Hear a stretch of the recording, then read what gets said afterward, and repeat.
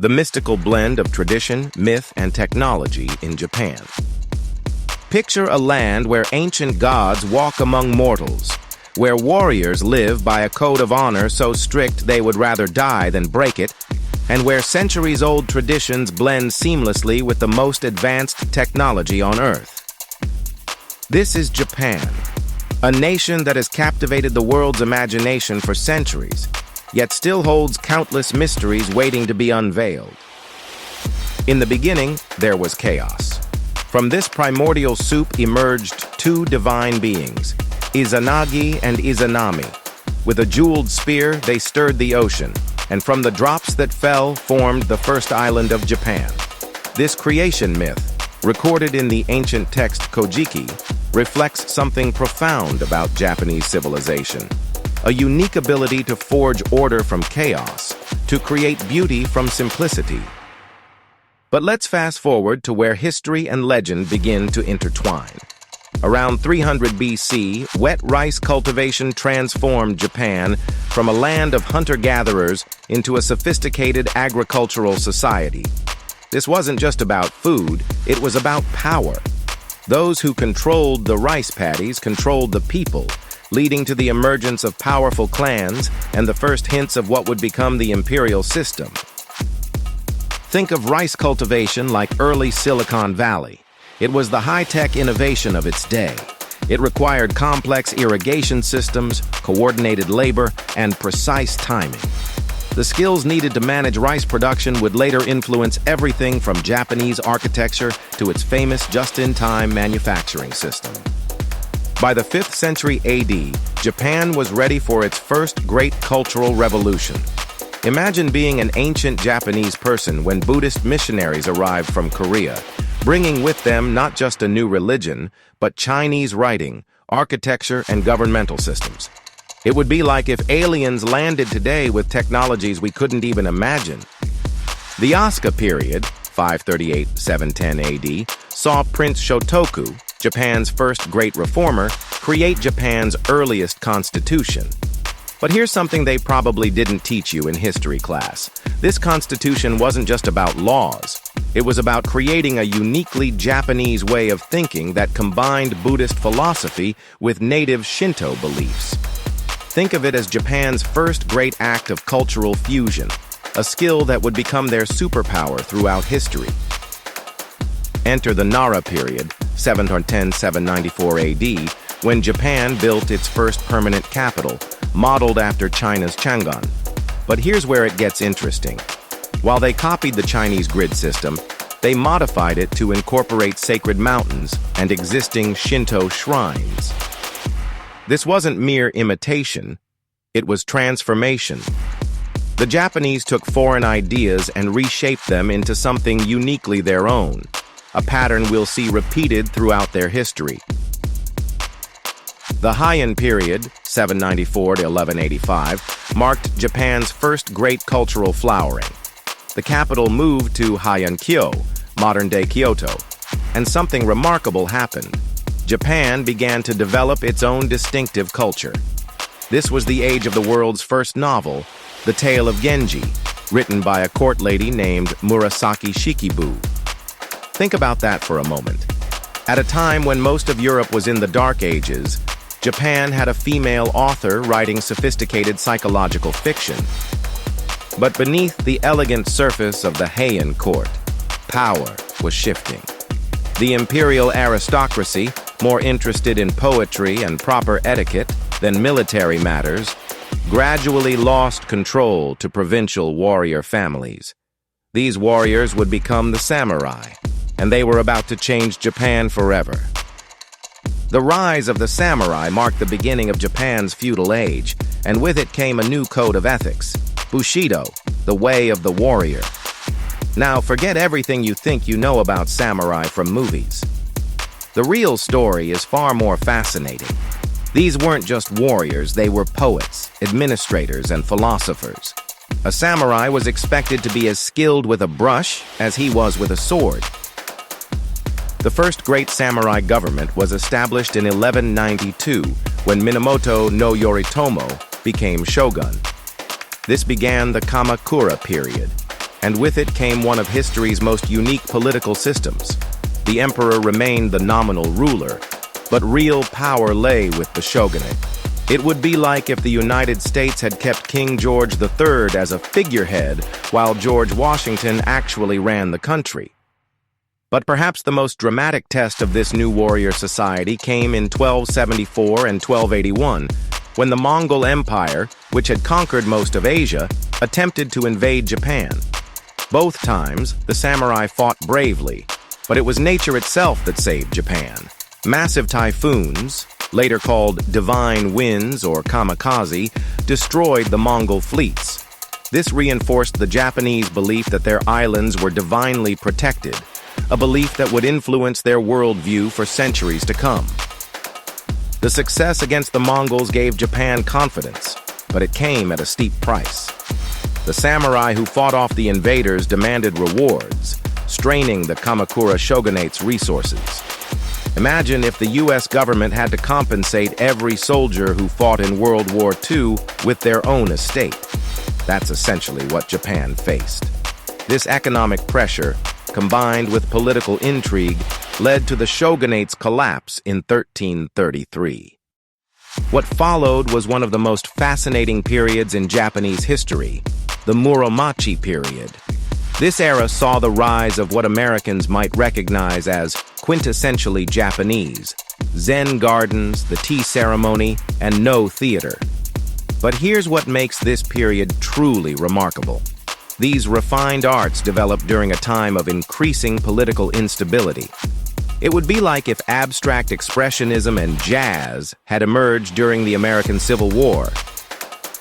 The Ashikaga shogunate, which ruled during this period, gave us one of history's most extraordinary stories.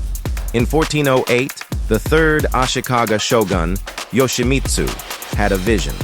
He built the Kinkaku-ji, the Golden Pavilion, a three-story temple covered in actual gold leaf. Each floor represented a different style of architecture: Shinden, Samurai, and Zen. It was a physical manifestation of how Japanese culture could blend different influences into something uniquely beautiful. But by the late 15th century, Japan entered a period that would make Game of Thrones look tame, the Sengoku period, or the Age of Warring States. For over a century, dozens of daimyo, feudal lords, fought for control of Japan. This era gave us some of Japan's most colorful characters, like Oda Nobunaga, who was either a brilliant visionary or a brutal tyrant, depending on who you ask. Nobunaga was the first to understand that warfare was changing. When Portuguese traders arrived in 1543 bringing firearms, he didn't reject them as dishonorable like many samurai did. Instead, he mass-produced guns and revolutionized Japanese warfare. Think of him as Japan's equivalent to Henry VIII, a ruler who dragged his country into modernity, whether it wanted to go or not. But Nobunaga's story ended in tragedy. In 1582, he was betrayed by one of his generals and forced to commit seppuku in a burning temple. His successor, Toyotomi Hideyoshi, had one of the most remarkable rags-to-riches stories in history. Born a peasant, he rose to become Japan's supreme ruler.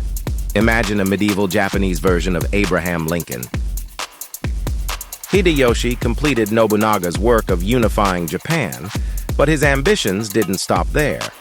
He launched two massive invasions of Korea, which ultimately failed, but had long-lasting consequences for East Asian relations. These invasions were like Japan's version of Napoleon's Russian campaign, ambitious but ultimately disastrous. After Hideyoshi's death, power passed to Tokugawa Ieyasu, who established a shogunate that would rule Japan for over 250 years. The Tokugawa period was Japan's equivalent of the Victorian era, a time of peace, prosperity, and rigid social control. The Tokugawa shoguns created a unique solution to maintain power. They essentially turned Japan into a gated community. Under the Sakoku, closed country policy, Japanese people couldn't leave the country, and foreigners couldn't enter, except for a tiny Dutch trading post on a man-made island in Nagasaki Harbor. This would be like if the United States only allowed trade through a single Walmart in Alaska. Yet during this self-imposed isolation, Japanese culture flourished in unexpected ways. The merchant class, technically at the bottom of the social hierarchy, became increasingly wealthy and influential. They created their own art forms like kabuki theater and ukiyo-e prints, which celebrated the pleasures of urban life. These prints would later inspire European Impressionist painters, proving that even in isolation, Japanese culture continued to influence the world. Education flourished during the Edo period, giving Japan one of the highest literacy rates in the world. By the mid-18th century, you were more likely to be able to read in Edo, modern-day Tokyo, than in London or Paris. This created a sophisticated urban culture with its own literature, art, and fashion. Think of it as Edo Instagram, where people shared the latest trends through woodblock prints instead of smartphones. But beneath this peaceful surface, pressure was building. The rigid social system was starting to crack, and Japan couldn't ignore the outside world forever. By the early 19th century, Russian, British, and American ships were increasingly appearing off Japan's coast, demanding trade. The Tokugawa shogunate's policy of splendid isolation was about to face its greatest challenge, one that would transform Japan forever. On July 8, 1853, 4 black ships appeared in Edo Bay. Led by Commodore Matthew Perry, these American vessels would force Japan to make a decision that would alter its destiny forever. The arrival of Perry's black ships was Japan's Independence Day moment, except instead of fighting the aliens, they decided to become them. The Tokugawa shogunate's inability to resist foreign pressure led to its downfall, and in 1868, power was restored to the emperor in what became known as the Meiji Restoration. But this wasn't just a change in leadership. It was a revolution that would transform Japan at a pace unprecedented in human history. Imagine if the United States decided to completely reinvent itself, changing everything from its government system to its clothing styles in the span of a single generation. That's exactly what Japan did. The new Meiji government sent missions abroad to study Western systems, cherry-picking the best elements from each country: a British-style navy, a German-style army, a French-style legal system, and an American-style educational system. The speed of Japan's modernization was mind-boggling. In 1872, Japan built its first railway line. By 1900, it had more than 3,000 miles of track. In 1873, Japan adopted the Western calendar and required all boys to get Western-style haircuts. The samurai class was abolished, and a modern military was created. It was as if Japan had downloaded centuries of Western development and installed it overnight. But perhaps most remarkably, Japan managed this transformation while maintaining its cultural identity. Unlike other modernizing nations, Japan didn't simply copy the West. It created something entirely new.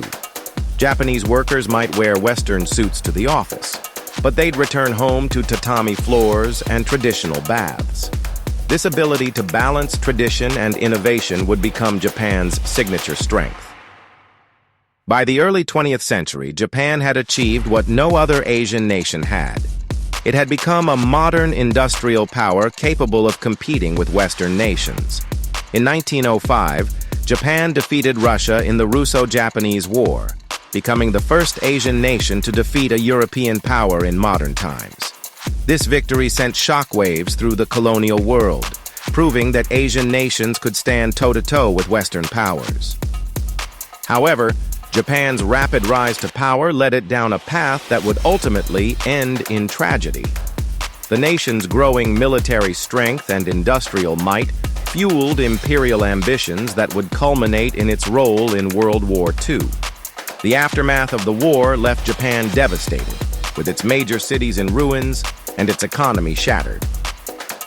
But from these ashes, Japan would stage one of the most remarkable comebacks in history.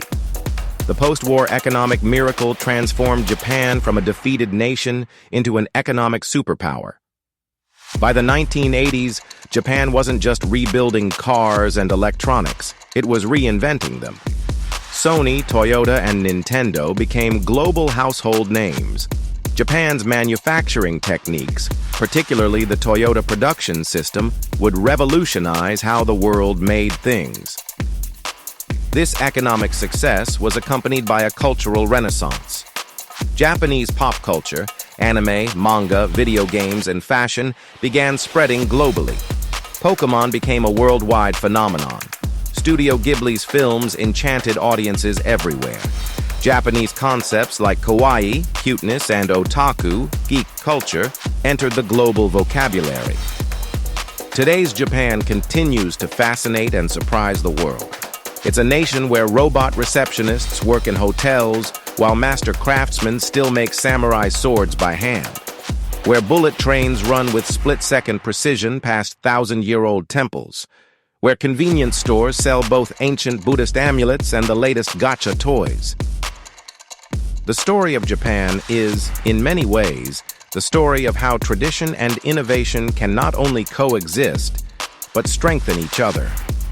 It's a story of a nation that has repeatedly faced challenges, natural disasters, military defeats, economic bubbles, and emerged stronger each time. It's a story that continues to unfold, as Japan faces new challenges like an aging population and changing global dynamics. As we conclude our journey through Japanese history, we're left with a profound appreciation for a culture that has maintained its unique identity while constantly reinventing itself. From the mythological age of gods to the era of robots and artificial intelligence, Japan remains a land of endless fascination and contradiction, a place where the future and the past dance together in perfect harmony. Thank you for watching this exploration of Japanese history. If you enjoyed this journey through time, please don't forget to like this video and subscribe to our channel for more fascinating stories about Japan's history and culture. Let us know in the comments which aspect of Japanese history you found most surprising or interesting. Until next time, sayonara.